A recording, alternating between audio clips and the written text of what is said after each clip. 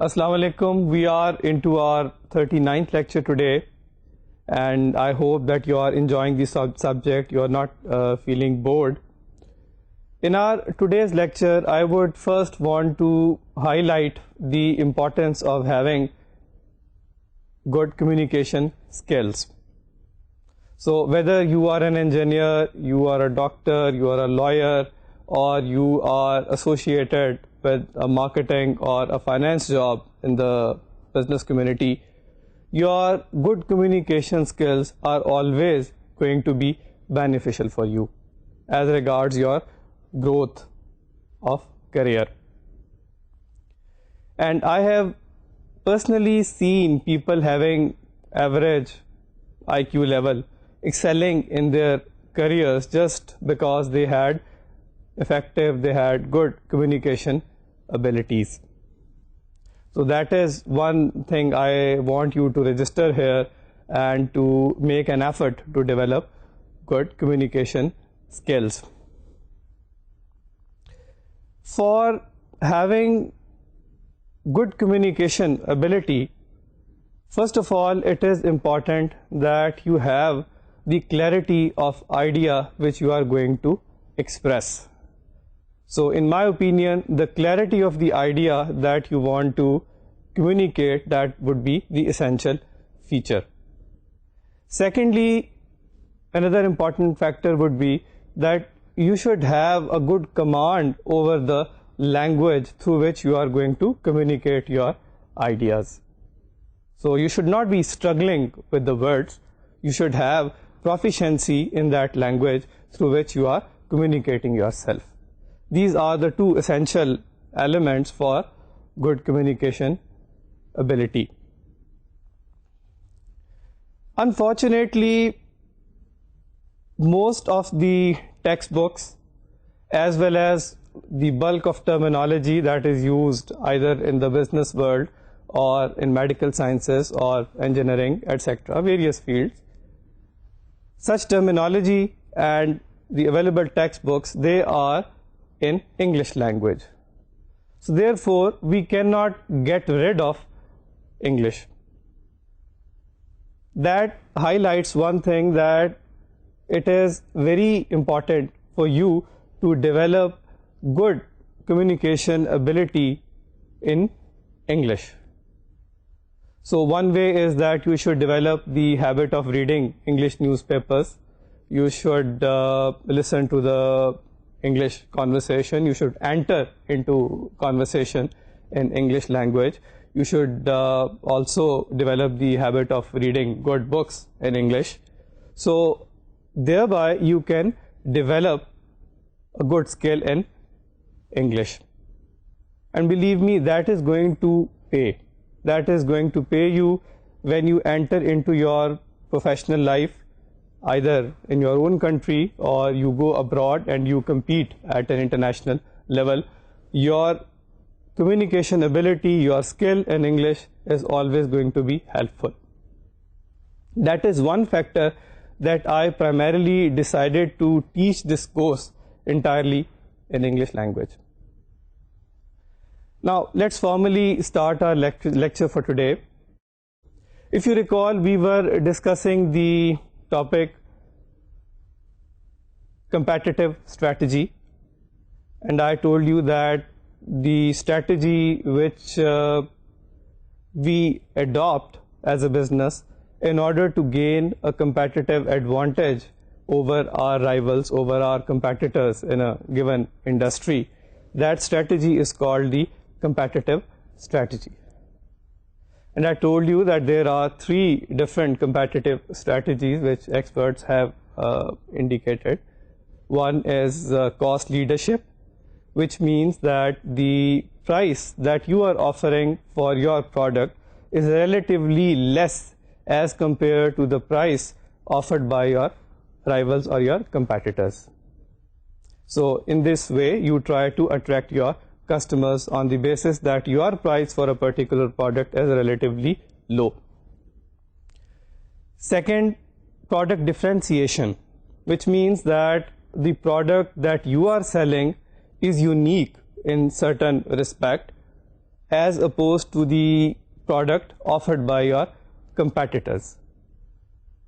Right? So I gave you the example of an air conditioner. Say you are manufacturing air conditioners which are soundless, and your competitors in the same market, their product, their air conditioners is devoid of such a unique feature, then obviously your product is going to be attractive for the customers. So you can say that you have followed the differentiation strategy by offering a unique product to your customers. The third strategy, that is focus, and I mentioned that focus in fact is the concentration on the single aspect of a market. So that single aspect may be a particular product type or a particular market area or a market segment, etc. I gave you the example in this regard in our previous lecture. Then what is the role of electronic commerce in competitive strategy? If you remember, I told you that there are many things that e-commerce can do beneficially for an effective competitive strategy, and I highlighted 4 factors. One, that you can reduce your administration cost by using electronic commerce in your competitive strategy. You can reduce the transaction cost as well. Secondly, you can improve the supply chain, and by improving the supply chain, again, the inventory cost can be reduced, the cost of production can be reduced, and thereby you can achieve differentiation, you can achieve cost leadership. Thirdly, e-commerce can be useful in the sense that it allows you to gather your customers' data. That customers' data may be recorded in the databases, and by analyzing that recorded data, you can find out certain patterns about your customers' behavior, and based upon that, then you can do the customization.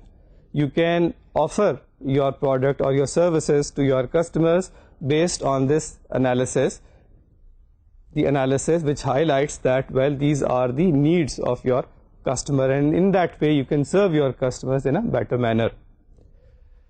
Then e-commerce can also be helpful in the sense that you can differentiate your product in terms of quality of service, right? So I gave you the example that where you are in a position as a customer to download music from a particular website, you are getting a unique service. You are not going to a particular physical shop yourself to buy the product. You are downloading that product, that music, instantaneously through a website. So the use of e-commerce has provided you an opportunity to differentiate the product in terms of quality of service. We left our previous lecture at the point when we were discussing the Porter's model of competitive rivalry. And if you recall, I told you briefly that Porter's model identifies the threats to the competitive position of a business, of an organization, plus it also highlights the plans which can be employed, which can be used, including the use of IT or electronic commerce, to prevent any such threats. This model is a very fundamental thing in the business world, and you should have a clear notion about it. Porter's model basically highlights 5 forces of competitive rivalry, namely threat of new entrants, that is number 1. Then number 2, threat of substitution of the product. Number 3, bargaining power of the buyers. Number 4, bargaining power of the suppliers. And number 5, the competitive rivalry amongst the existing players. So I can show you a slide also. So in the form of a diagram, you can see how these forces can be depicted. So at the top you can see threat of potential entrants, threat of new entrants. Then on the left side, the bargaining power of suppliers. On the right side, bargaining power of buyers. At the bottom, threat of substitution. And in the middle, the fifth force, that is the competitive rivalry among existing players. So let's discuss these forces one by one with the help of some examples. Let's take threat of new entrants first of all.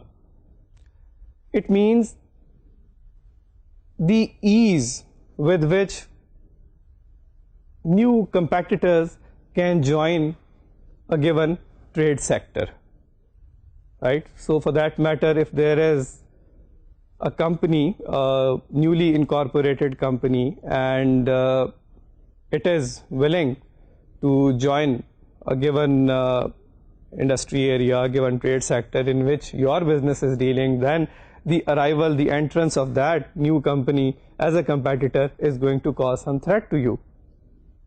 So the ease with which a new entrant, a potential entrant, can become a competitor to you, that relates to this threat. Now, what are the different barriers which can be there to prevent any new entrants from joining a given trade sector? Fundamentally, these are capital or investment, then knowledge and skill. These are the factors which can stop a new entrant from joining a given industry area as a competitor. I can give you an example. IT can become a barrier for new entrants to enter into a trade sector, in the sense that, for that matter, if you have invested as a business in the EDI technology, which is a very costly technology, then a new entrant, in order to survive and pose competition to you, must invest in the same EDI technology, right? So if that new entrant has got enough capital, has got enough money to invest in EDI, only then that new entrant can pose a threat to you. So we can say that IT, in that sense, can become a barrier which can stop the new entrants from entering into a given trade area as a competitor. On the other hand, the reverse is also true. Like the advancement in technology and coupled with new ideas, fresh ideas, it can in fact open new avenues for wise people, for certain companies, individuals who want to enter as a player in the given market as a competitor. So when internet revolution began, I'm just recalling an example. There were a few individuals who capitalized upon this idea that this technology is going to be unique. So they use this technology, this avenue, and they started an online bookstore. They invested very little. They just benefited from this newly emerging technology, and they developed an online bookstore with a minimal investment. They marketed their website so effectively that today it is one of the best, one of the most popular online shopping stores as regards the sale of books is concerned. Similarly, online banking is another example. So instead of arranging a physical space and investing heavily upon the infrastructure for developing traditional bank, it is much more beneficial that you establish your online bank, because in that sense you are not going to invest heavily. With very little cost you can establish your online bank. So in this sense we can say that IT has become beneficial for the new entrants. With little investment in certain areas, the new entrants, they can join a given trade sector as competitor, and this is going to be easy for them. Okay, then the second force of competitive rivalry which Porter's model talk about is the threat of substitution of a product, which means that a product might be replaced by a new product which can perform the same function.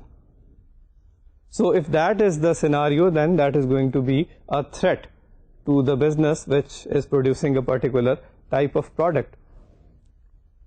The example in this regard in the traditional sense is that a few years ago there used to be cotton fiber, and that was then subsequently replaced by synthetic fiber.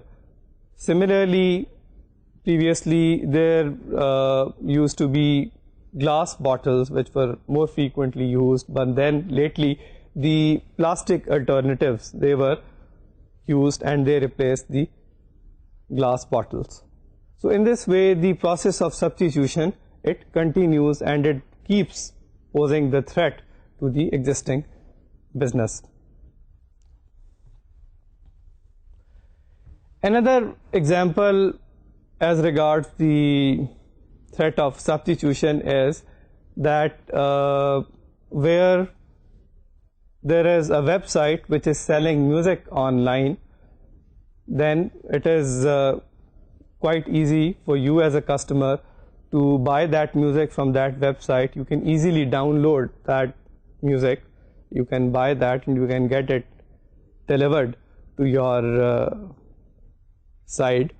You can download it very easily. So there is a substituted distribution channel here.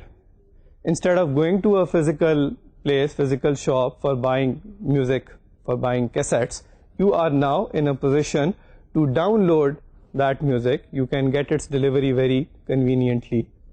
So again, the threat is now posed to those sellers of music who are selling the music in traditional physical shops. There is a new distribution channel which has substituted the mechanism of the delivery of the product. So that is then posing a threat of substitution to that business which is dealing in the physical world. Again, another example in this regard is that of online banking. So the traditional banking, it used to be very popular, it was mainly prevalent everywhere, but with the advent of internet technology, it was an avenue, it was a possibility that you could have your online bank set up, which could provide the same services which the traditional banks were providing. But there were certain advantages both to the customers, the clients of the bank, as well as to the online bank. So in this way, an online bank can pose threat to a traditional bank as regards the quality of services. Then the third force of competitive rivalry is the bargaining power of the buyers. Remember that as a business, you want that the cost of production of your products has to be less as compared to the price of your product. If that is the case, only then you will make profit. In case there are a number of competitors, many competitors in your business area, plus there are different products in surplus, they are plentiful, then in that eventuality the buyers of those products, they would have a better bargaining power, which means that they can negotiate with you for reducing your price of the product. So I repeat, there are two factors mainly. One, where there are a number of competitors. Two, where the products or the product, it is plentiful. In that eventuality, the bargaining power of the buyers is likely to be greater. They can negotiate upon the reduction of the price of the product, right? How can electronic commerce play a role here?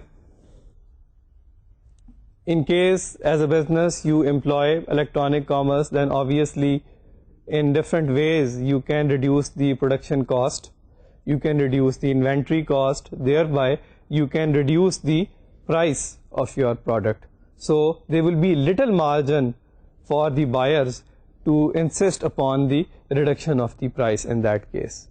Moreover, if you are using electronic commerce, another possibility is that you can sell your products directly to your customers.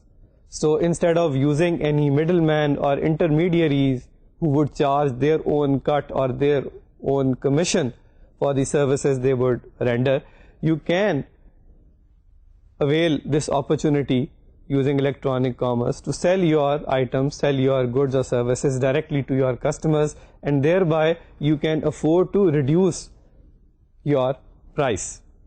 If your price is already reduced, you are not paying any extra cut or commission to the middleman, then obviously there would again be less room for the buyers to urge that the price of the product must be reduced.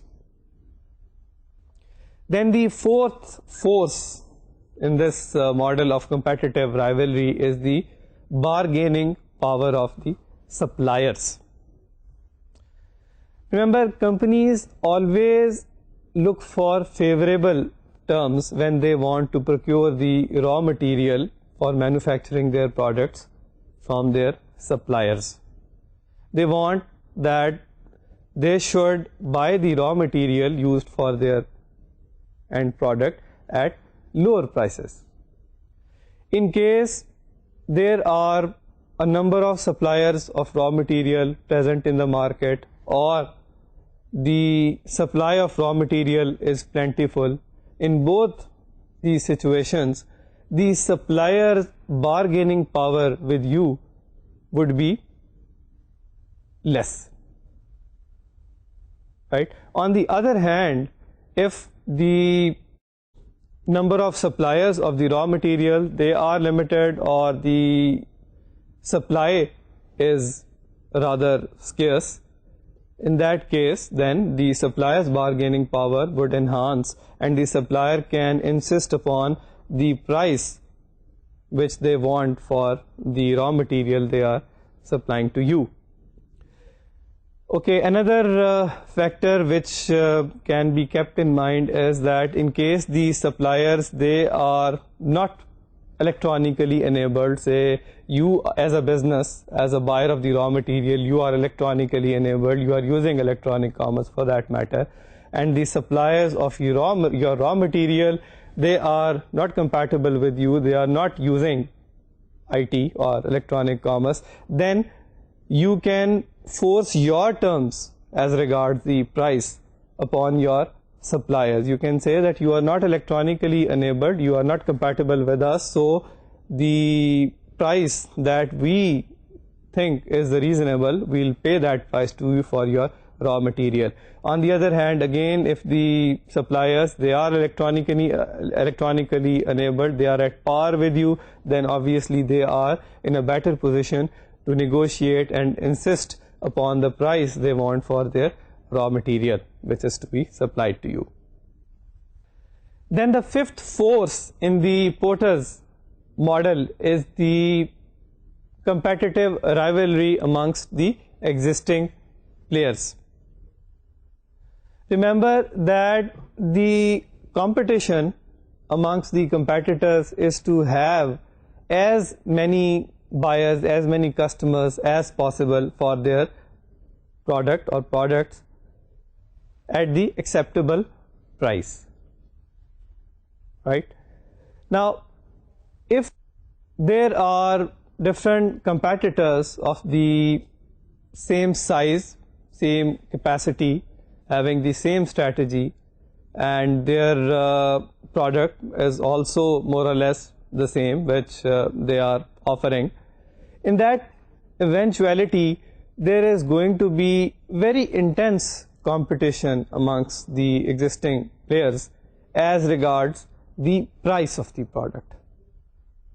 Right? So just a little change in the price of the product, that would become very fundamental difference. It can change the customer's loyalty very quickly. So the competition in the price would be intense where there is a tough and intense existing rivalry amongst the players. Again, electronic commerce can be a factor. It can play a very important role here, where the rivalry is very intense amongst the existing players. Then if a business decides to use electronic commerce and it invests in electronic commerce, then there is a possibility that it can then reduce its administration cost, its transaction cost, it can improve supply chain management, it can do customization and plenty of other things. So using electronic commerce, then the nature of the competition gets changed. So in case the rivalry is very fierce, then obviously the role of electronic commerce becomes quite crucial. So these are the main things which I wanted to highlight in relation to the Porter's model. Now let's move on to our next topic, which is the study of strategic planning cycle. Your competitive strategy is formulated and implemented according to a strategic plan, right? And that strategic plan has 4 elements. In fact, it's a cycle. You can see the slide in this regard, in which the 4 different stages of this strategic planning cycle, they have been shown. You can see the first stage in the strategic planning cycle is industry and competitive analysis. Then comes the strategy formulation. Number 3, implementation. Number 4, performance assessment and strategy reassessment. So these are the 4 stages in a strategic planning cycle. Let's analyze them one by one. You can do the industry and competitive analysis before formulating your competitive strategy with the help of SWOT. So you remember we discussed that concept: strength, weaknesses, opportunities and threats. So using SWOT analysis, you can identify what are the strengths of your business, what are the weaknesses, what are the opportunities, and what are the different threats. So that can help you in identifying and formulating your business strategy. In this regard, let me point out that the analysis of your competitor's business is, if not less, then equally important for you as is the analysis of your own business.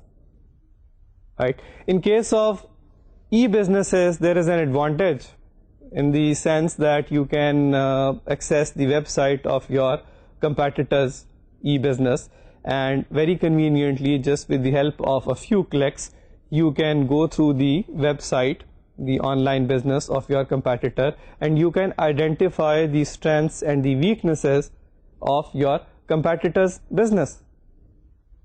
So in this way, in relation to e-businesses, there is relatively easy for you to make this analysis. Then strategy formulation.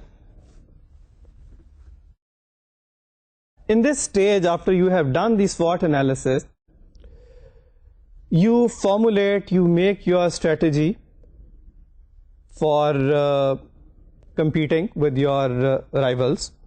So you can decide whether you can go for cost leadership, or you would pursue product differentiation, or you would pay attention to the focus strategy. So there are options available, and you can pick any such options. You can also identify at this stage as to whether you are going to use IT or electronic commerce in any manner when you are pursuing for any competitive strategy.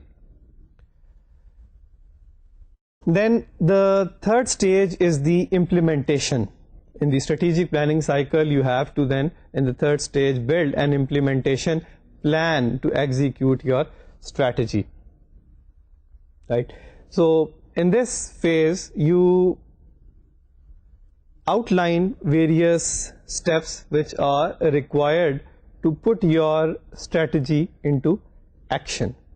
And you also devise the mechanism how these steps can practically be implemented.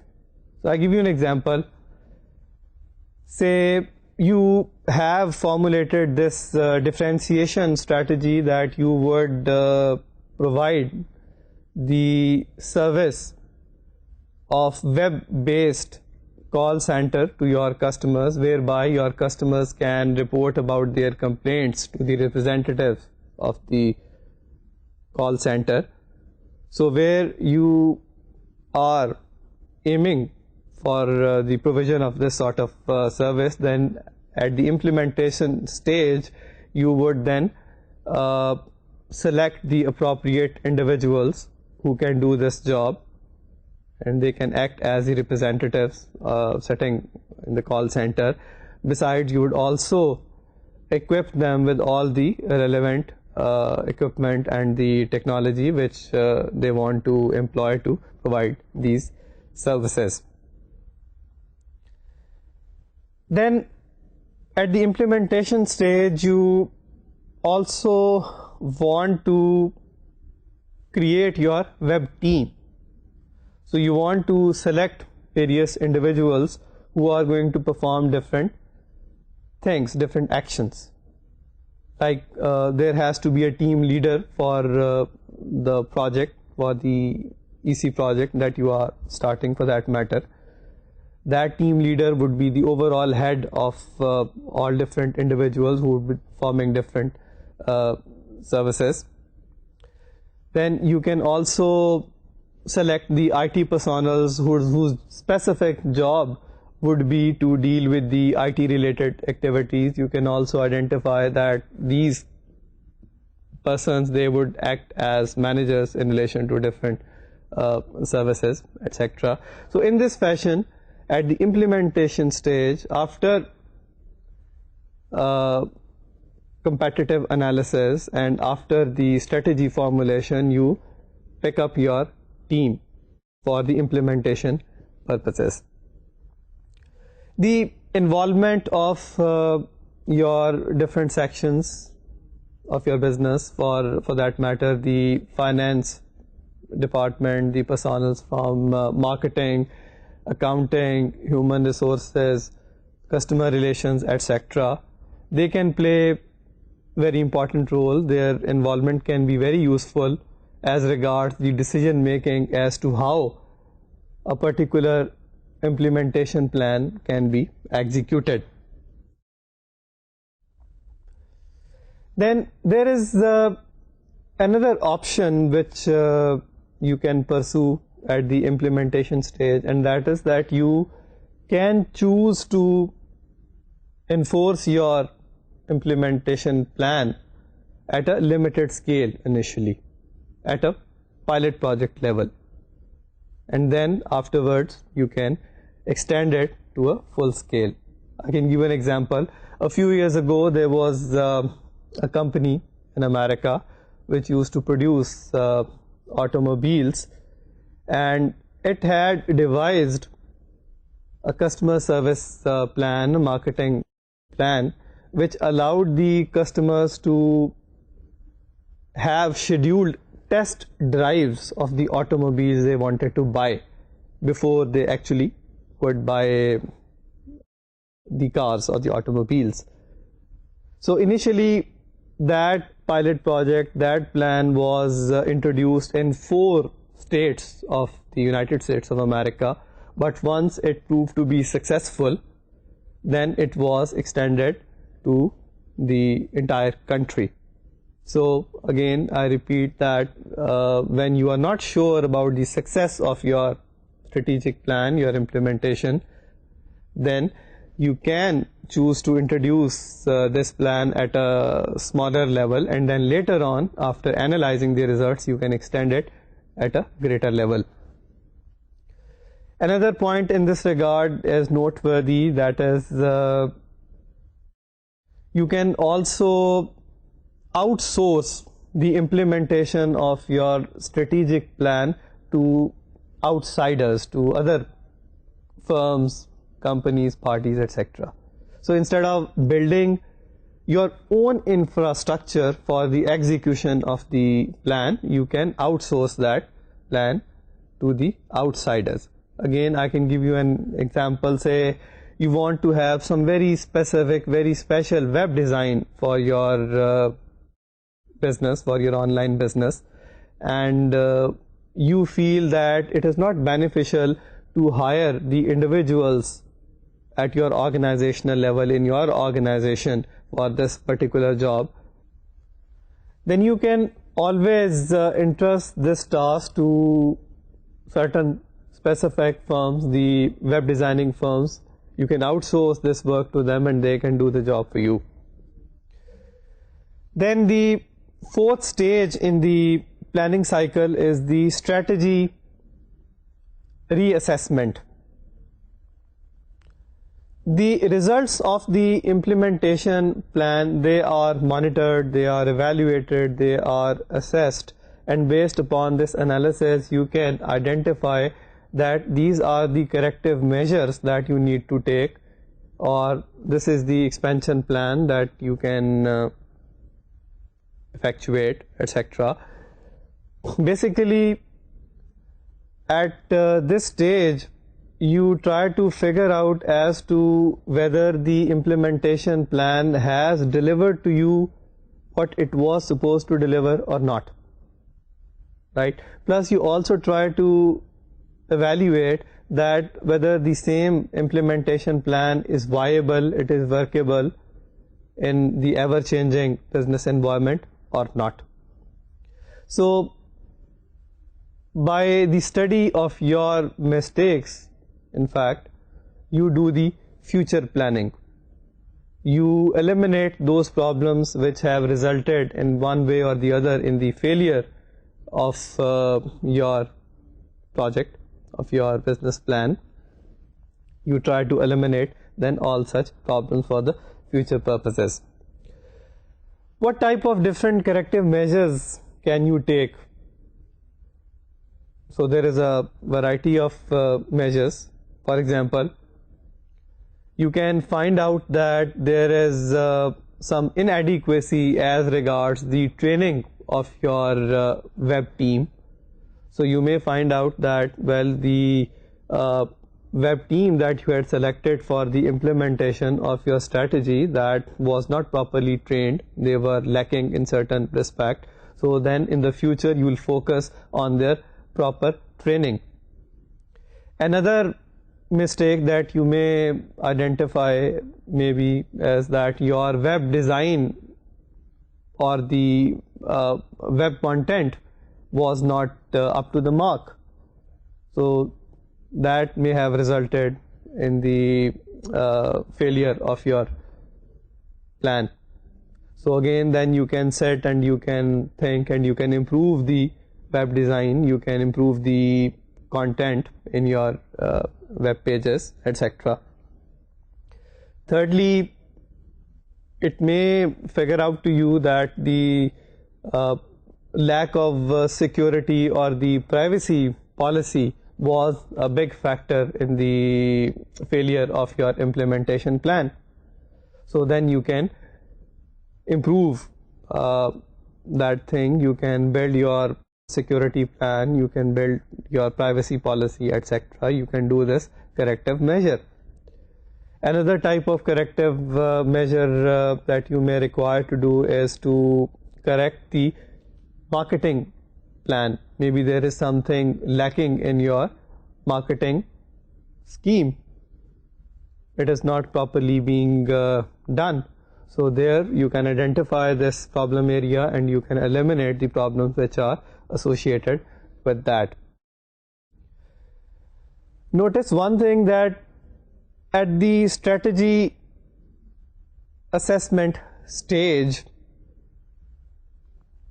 you should gather maximum data that you can gather from different individuals, right? So you can conduct surveys, and through these surveys you can collect different information from different people about your strategy, about your implementation plan.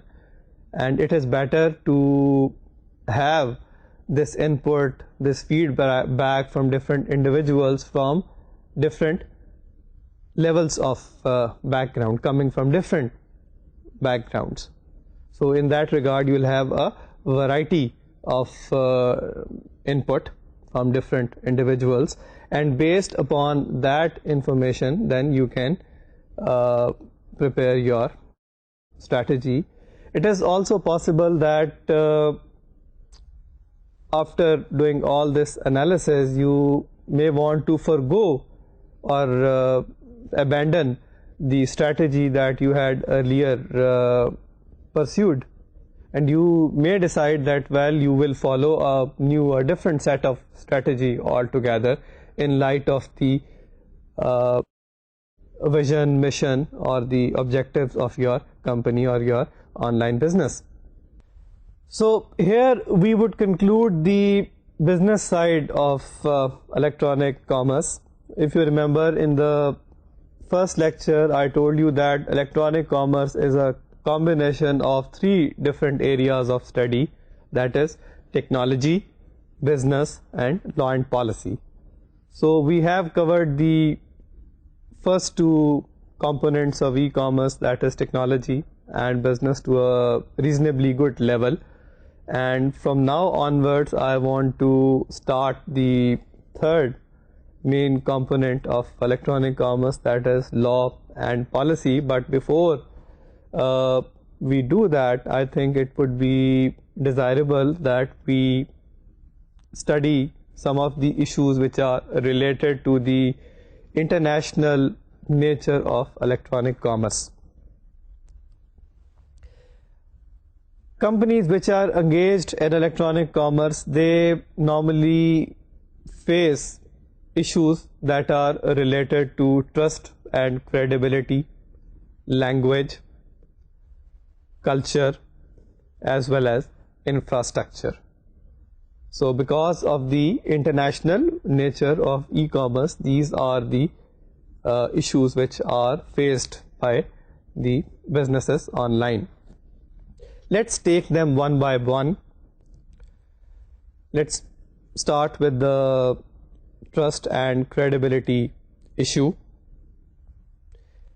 It is very important for an online business to establish a trusting relationship with its customers.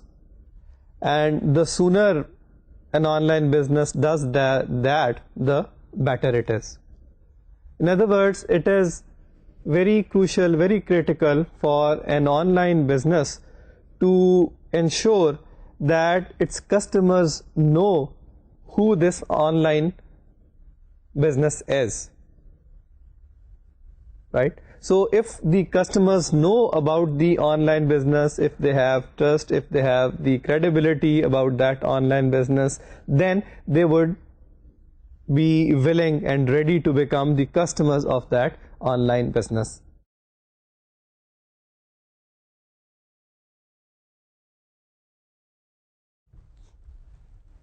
Now, remember one thing, that in case of internet, there is a level of anonymity that exists. So that is a very fundamental factor that needs to be registered here. There was a comic, a cartoon which was published in some journal a few years ago, which showed that there was a dog who was sitting on the internet, and there was a caption, there was a heading on that cartoon, that on the internet, who knows whether you are a dog, right? So the idea is that the nature of the internet technology is such that you can expect to remain anonymous, you cannot be identified, right? On the other hand, in order to attract your customers, in order to make the visitors of your website as your customers, you have to develop a certain degree of trust in their mind. If they trust your business, your online business, then they would be willing to become your customers. Okay, in this regard, I can give you an example. Say there is an online bank. It may be a very large, a very resourceful online bank, but the interaction which that online bank would have with its online customers would be through the website. So the visitors, they would visit the website of that large online bank, and by surfing the website of that online bank, they would be able to figure out about whether they want to trust this online business, this online bank, or not. So in order to build this level of trust which induces the customers to become the customers of your online business, it is necessary that you follow a proper plan which can establish trust and credibility, which assures to the visitors that you are the online business from whom they can do the shopping.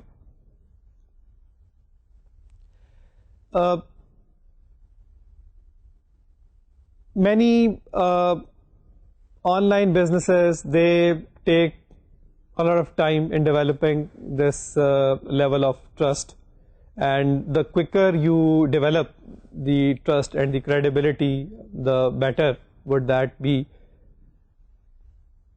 The main thing that you should focus at while aiming at building a level of trust in the minds of your visitors, your customers, is to attend their needs, right?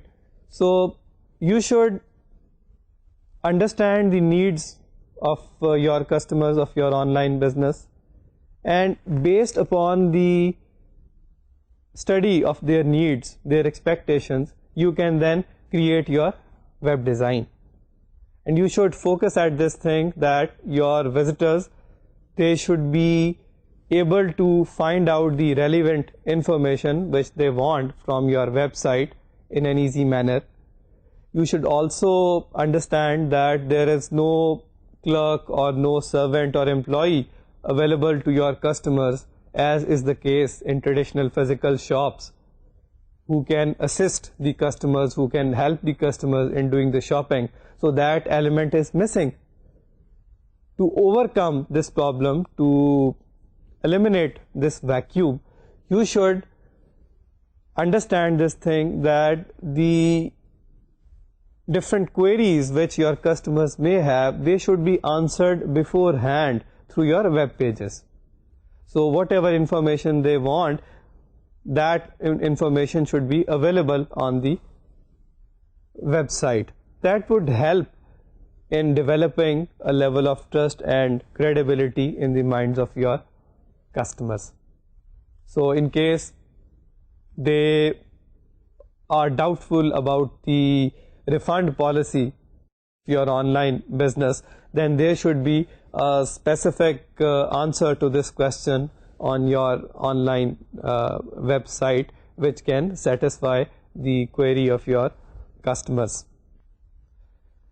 Note one thing, that it is easier for an already established brand in the physical world to have its online presence and develop a level of trust in the minds of the visitors, in the minds of the customers, as opposed to a company which does not have its existence in the physical world, and yet it wants to have its online business and develop trust. So we'll continue with this discussion, and we'll talk about in our coming lecture about what are the issues related to the language, what is the issue regarding the culture, and what are infrastructure issues when we talk about electronic commerce at a wider sense, at an international level. For the time being, let's try to review what we have done in our today's lecture. Basically, we have discussed what is Porter's model of competitive rivalry, what are the 5 forces which have been highlighted in the Porter's model, and we have seen with the help of examples what is the concept behind that. Then we have discussed the topic strategic planning cycle, and I told you that there are 4 different stages, 4 different phases through which we formulate and we implement a strategy. And then we have moved on to discuss the different issues pertaining to the language, culture, trust, and infrastructure. In fact, we have just touched the trust part, and we'll, in our coming lecture, we'll move on to our next subtopics. So for the time being, I say Allah Hafiz to you.